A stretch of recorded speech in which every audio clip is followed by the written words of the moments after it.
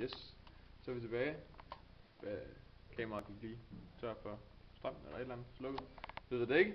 Men ja, vi kom til der, hvor vi fik samlet vores 2ab gange cosinus c på den ene side, og fik flyttet minus c over på den anden side.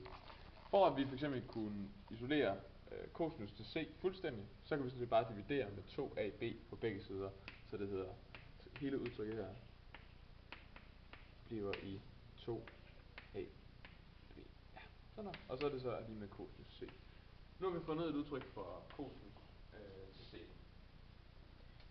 Hvis vi nu vil finde et udtryk for c i stedet for, så kan vi tage den samme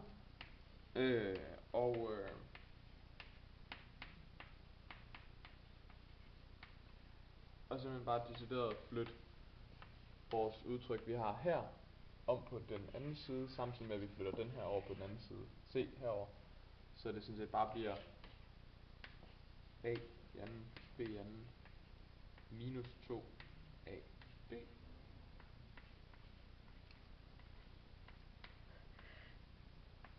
Altså lidt det samme, som vi havde herovre, sådan set, bortset fra, at vi havde et x i stedet for et cosinus til c.